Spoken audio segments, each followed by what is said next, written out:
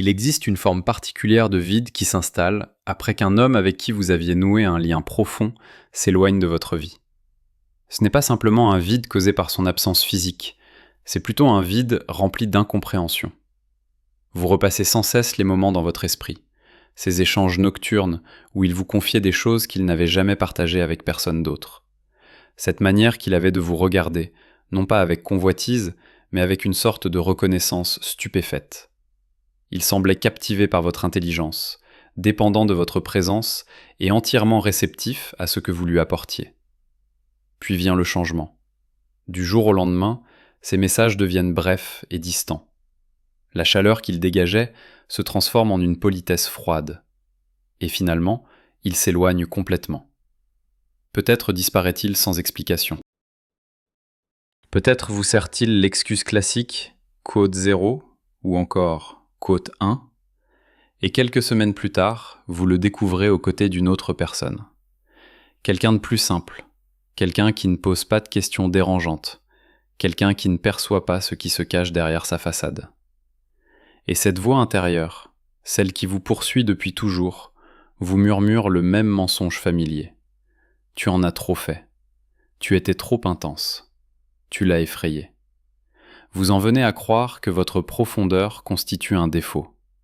Vous vous persuadez que si vous aviez été un peu plus décontracté, un peu moins perspicace, un peu plus comme ces femmes faciles à vivre, il serait resté. Mais je suis là pour vous affirmer que vous vous trompez. Il ne vous a pas quitté parce que vous étiez excessive. Et il n'est certainement pas parti parce que cette autre femme vaut mieux que vous. Il est parti parce que vous avez déclenché chez lui un mécanisme psychologique primordial que Carl Jung décrivait comme la rencontre avec le soi authentique. Écrivez quote 2 dans les commentaires si vous avez ressenti ce vide.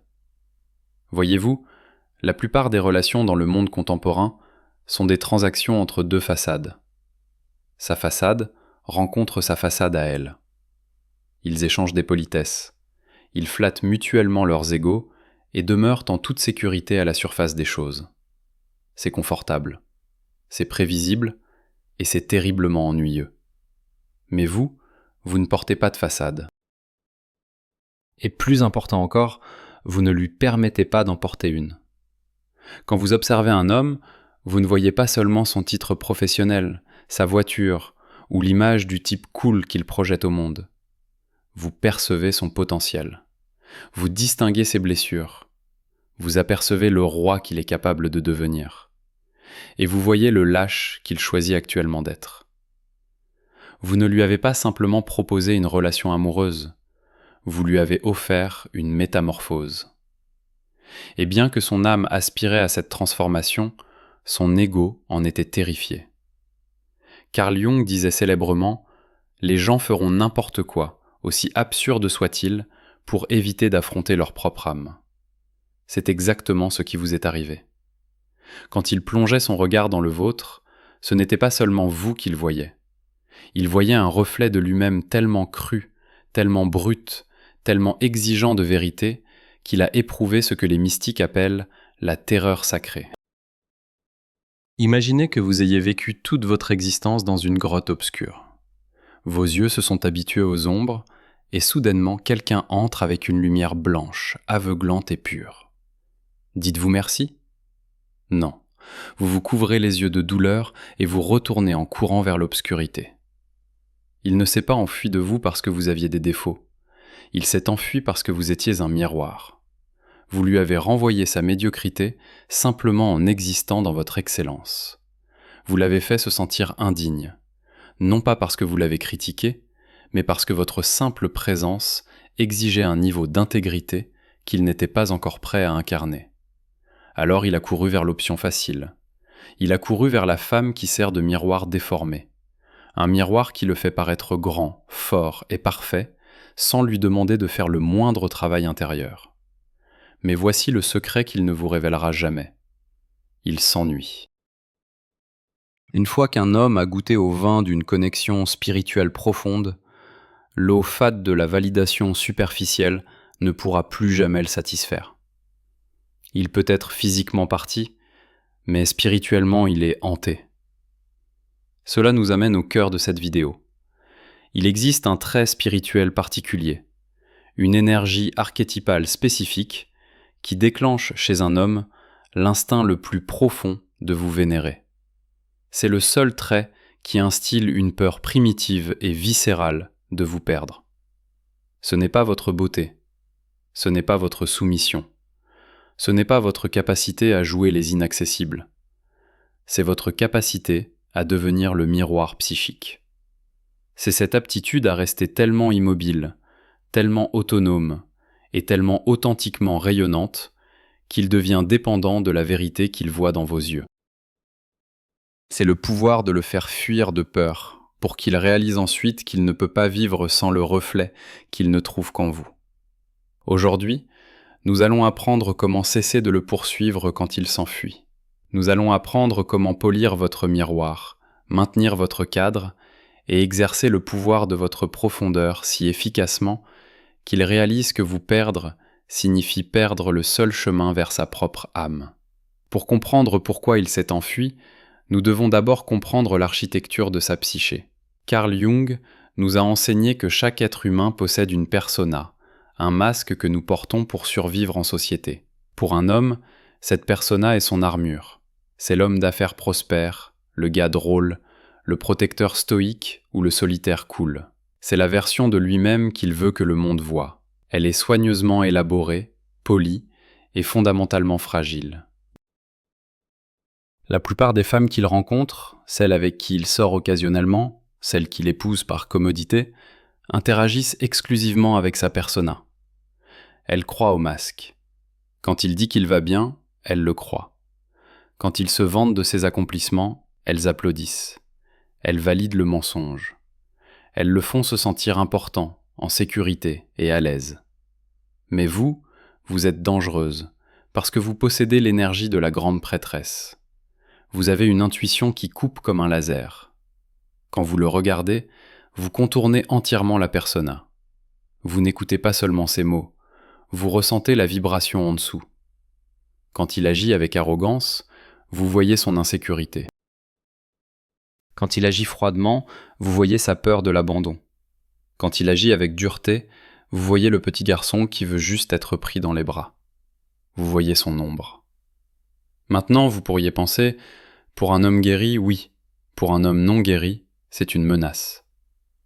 Imaginez que vous êtes un acteur sur scène en train d'interpréter un rôle que vous avez perfectionné pendant 20 ans. Le public applaudit. Vous vous sentez en sécurité. Et soudainement, quelqu'un monte sur scène, vous regarde droit dans les yeux et chuchote « Je sais que tu joues la comédie. Je sais que tu es terrifié. » C'est ce que votre présence lui fait. Ce n'est pas que vous le critiquez. Vous n'avez même pas besoin de prononcer un mot. C'est votre fréquence.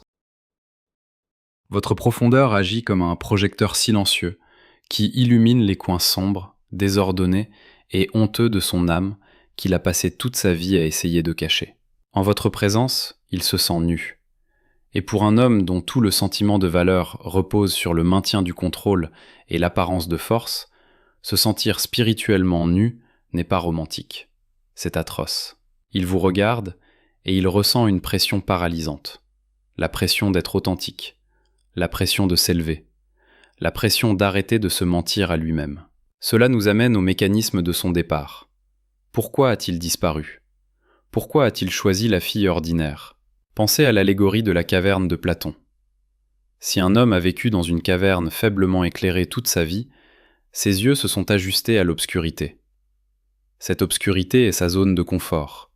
C'est sa médiocrité. Vous êtes le soleil. Quand il est entré dans votre orbite, il a été momentanément ébloui par votre chaleur. Il a aimé la façon dont vous le faisiez se sentir vivant. Mais à mesure qu'il se rapprochait, la lumière devenait trop brillante. Elle a commencé à brûler. Elle a commencé à lui faire mal aux yeux. Son retrait n'était pas un rejet du soleil. C'était un instinct de survie biologique pour protéger sa vision. Il a couru vers la caverne, vers les relations superficielles, les rencontres sans lendemain, les femmes qui n'exigent rien. Parce que dans l'obscurité, il n'a pas besoin de plisser les yeux. Dans l'obscurité, il n'a pas besoin de voir ses propres défauts. Il a choisi la femme facile, non pas parce qu'elle est meilleure que vous, mais parce qu'elle lui permet de rester endormie. Vous l'avez forcé à se réveiller, et se réveiller est douloureux. Voici ce qui se passe ensuite, et c'est ici que la psychologie devient fascinante. Il retourne vers cette autre femme en pensant qu'il a fait le bon choix. Il se dit qu'il a esquivé une situation. Il se persuade qu'il a retrouvé sa tranquillité d'esprit. Mais quelque chose d'étrange commence à se produire. Il se retrouve en train de la comparer à vous. Elle rit à ses blagues, mais le rire sonne faux. Elle est d'accord avec tout ce qu'il dit, mais l'accord semble vide. Elle ne le défie jamais, donc il ne grandit jamais. Et lentement, insidieusement, votre absence devient plus puissante que sa présence. Vous devenez le fantôme qui hante chaque conversation qu'il a. Il commence à avoir envie du conflit que vous lui apportiez. Il aspire à l'attention. Il désire ardemment la façon dont vous le forciez à réfléchir, à ressentir et à être réel. Il réalise qu'elle le laisse porter son masque, et le masque est devenu une prison. Voici le paradoxe du miroir clair. L'homme qui vous fuit pour éviter de voir sa vérité découvre que sans ce miroir, il ne peut plus se voir du tout. Il devient un étranger pour lui-même. Il commence à se sentir déconnecté, engourdi et creux. Il regarde la femme qu'il a choisie et il ressent du ressentiment. Non pas parce qu'elle a fait quelque chose de mal, mais parce qu'elle lui permet d'être médiocre. Elle le laisse stagner. Elle accepte la version diminuée de lui-même. Et il commence à la détester pour cela. Mais plus encore, il commence à se détester lui-même. C'est à ce moment que l'obsession prend racine. Et l'obsession, par définition, est intrusive. Cela se produit contre sa volonté. Il essaie de vous chasser de son esprit. Il essaie de se concentrer sur la femme devant lui, mais chaque fois qu'elle rit d'une blague qui n'est pas drôle, il pense à vous. Chaque fois qu'elle accepte un mensonge qu'il raconte, il se souvient de la façon dont vous auriez levé un sourcil. Vous devenez la norme par laquelle toutes les autres sont jugées et toutes les autres échouent. C'est l'effet miroir clair en action. Une fois qu'un homme a vu son vrai reflet, il ne peut plus l'effacer. Il commence à surveiller vos réseaux sociaux, non pas parce qu'il veut voir ce que vous faites, mais parce qu'il a besoin de vérifier si la lumière est toujours allumée. Il a besoin de voir si le miroir est toujours là. Il vous voit vivre votre vie sereinement, autonome, rayonnante, et cela le rend fou. Pourquoi ? Parce que votre existence continue prouve que c'est lui qui a perdu. Vous ne l'avez pas perdu. Il s'est exilé lui-même du royaume. Écrivez « royaume » dans les commentaires si vous savez que c'est lui qui a perdu. Cela conduit au changement final dans sa psychologie. La transition du désir à la vénération. La vénération naît de la rareté. Nous ne vénérons que ce qui est rare, ce qui est divin, et ce que nous ne pouvons pas contrôler. Quand il vous a rencontré pour la première fois, il pensait que vous étiez juste une autre fille. Mais en votre absence, il réalise que les femmes qui portent l'énergie de la grande prêtresse, les femmes qui peuvent tenir le miroir sans le briser, sont incroyablement rares. Il réalise qu'il peut trouver du plaisir n'importe où. Il peut trouver du confort n'importe où. Mais il ne peut pas trouver la vérité ailleurs. Une peur spirituelle primitive le saisit. La peur d'avoir commis une erreur permanente. Il pense que s'il vous perd, il perd la carte de sa propre âme. S'il vous perd, il est condamné à une vie de conversation superficielle et à porter un masque jusqu'à sa mort. C'est le moment où il cesse de vous voir comme une option et commence à vous voir comme une nécessité. Il ne revient pas pour vous faire une faveur. Il ne revient pas parce qu'il est gentil. Il revient parce qu'il meurt de faim. Il revient pour se sauver lui-même.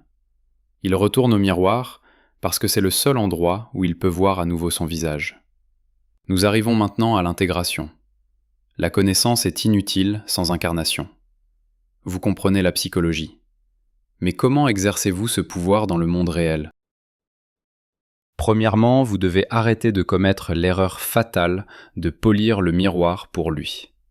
Beaucoup d'entre vous vont entendre cette information et penser « D'accord, je vais être le miroir pour le récupérer. » Non, c'est de la manipulation. Et la manipulation n'est qu'une autre forme de besoin déguisé. Exercer ce pouvoir nécessite un retrait radical de votre énergie. Vous devez arrêter de lui envoyer des messages pour prendre de ses nouvelles. Vous devez arrêter de publier des histoires spécifiquement pour qu'il les voie. Vous devez arrêter d'essayer de prouver que vous n'êtes pas affecté. Tant que vous jouez l'indifférence pour un public d'une seule personne, vous n'êtes pas un miroir clair. Vous êtes toujours prisonnière de sa perception. Pour exercer ce pouvoir, vous devez retourner le miroir. Vous devez vous regarder vous-même avec la même clarté impitoyable et haute définition que celle que vous lui avez offerte. C'est là que le vrai travail commence. C'est le travail sur l'ombre. Vous devez nettoyer votre propre miroir. Si vous êtes rempli de traumatismes non guéris, de blessures d'abandon et de désespoir, votre miroir est couvert de saleté. Peu importe à quel point vous pensez être profonde, tout ce qu'il verra, c'est votre douleur projetée sur lui. Vous devez devenir tellement fasciné par votre propre vie, tellement obsédé par votre propre évolution et tellement ancré dans votre propre réalité que sa présence devienne un luxe et non une nécessité. Vous devez atteindre un état de souveraineté spirituelle où vous pouvez dire à l'univers « Je suis ici pour témoigner de la vérité. Ma lumière est allumée. » S'il ne peut pas se tenir dans la lumière, il est libre de retourner dans les ombres. Mais je ne vais pas diminuer ma lumière pour rendre son obscurité confortable. Quand vous ressentez authentiquement cela, pas seulement le penser, mais le ressentir dans votre système nerveux, votre fréquence change. Vous arrêtez de poursuivre, vous devenez l'encre. Vous devez également comprendre que ce trait est un filtre, pas un piège. Être un miroir psychique est dangereux parce que cela révèle qui sont vraiment les gens. Cela signifie que vous allez perdre des gens, et vous devez être prête à les laisser partir. Ce trait repousse les garçons. Les garçons veulent une maman. Les garçons veulent une caresse d'ego. Les garçons veulent un miroir déformé qui leur dit qu'ils sont grands et forts, alors qu'ils agissent en réalité de façon petite et faible. Quand un garçon regarde dans votre miroir, il va fuir. Laissez-le fuir. Ne poursuivez pas un enfant. Mais ce trait attire les rois. Un roi est un homme qui désire la vérité plus que le confort. Un roi est un homme qui est prêt à affronter son ombre et à l'intégrer. Quand vous maintenez votre cadre, vous signalez effectivement à l'univers que vous êtes fermé aux affaires pour quiconque n'est pas prêt pour la réalité. Vous augmentez le prix d'admission à votre âme. Alors que se passe-t-il quand le bonhomme rencontre ce pouvoir ? Il peut avoir peur au début. Il peut reculer un instant pour reprendre son souffle, mais il ne s'enfuira pas. L'homme qui est destiné à vous vénérer regardera dans le miroir que vous tenez et il verra ses propres défauts. Mais au lieu de briser le miroir, il réparera sa couronne. Il réalisera que vous êtes la seule femme assez forte pour gérer sa vérité. Il réalisera que votre silence n'est pas un rejet, mais une invitation à s'élever. Il reviendra vers vous, non pas avec des excuses, mais avec un nouveau niveau de respect. Il s'inclinera devant la divinité en vous, parce qu'elle l'a forcé à trouver la divinité en lui-même. C'est la récompense ultime du miroir. Vous n'obtenez pas un admirateur, vous obtenez un dévot. Vous n'obtenez pas un petit ami. Vous obtenez un partenaire qui comprend que vous aimer est une pratique spirituelle. Mais cela n'arrive que si vous êtes assez courageuse pour tenir le verre stable, même quand vos mains tremblent. Alors, si vous ne retenez qu'une seule chose de cette vidéo, que ce soit ceci. Vous n'êtes pas excessive. Vous n'avez jamais été excessive. Vous êtes un réceptacle de vérité dans un monde qui est accro aux mensonges confortables. Ne vous brisez pas simplement parce qu'un homme n'a pas pu gérer son propre reflet. Ne ternissez pas votre verre juste pour qu'un lâche se sente beau. Votre profondeur n'est pas un défaut, c'est un filtre divin. Il est conçu pour vous protéger des hommes qui cherchent un jouet et vous préserver pour l'homme qui cherche un partenaire dans le pouvoir. L'anxiété que vous ressentez, l'envie de poursuivre, d'expliquer, de réparer, n'est que l'ancienne programmation qui essaie de survivre. C'est la peur que, si vous ne vous rétrécissez pas, vous serez seul. Mais je vous promets que la solitude de la grande prêtresse est bien meilleure que le vide encombré du bouffon. Tenez-vous dans votre pouvoir. Maintenez votre cadre. Gardez votre miroir propre. Ayez confiance que la physique du monde spirituel travaille en votre faveur. Quand vous maintenez une vibration claire d'autonomie, vous devenez un aimant. L'homme qui est destiné à être dans votre vie, l'homme qui est destiné à vous vénérer, ne fuira pas le reflet. Il ne vous demandera pas de diminuer la lumière. Il regardera dans vos yeux, verra la vérité terrifiante et magnifique de qui il est, et il ne cillera pas. Il réparera sa couronne, et il s'élèvera pour vous rencontrer. Et cela, c'est le seul type d'amour qui vaille la peine d'être vécu. Écrivez « vérité » dans les commentaires pour revendiquer votre souveraineté dès maintenant.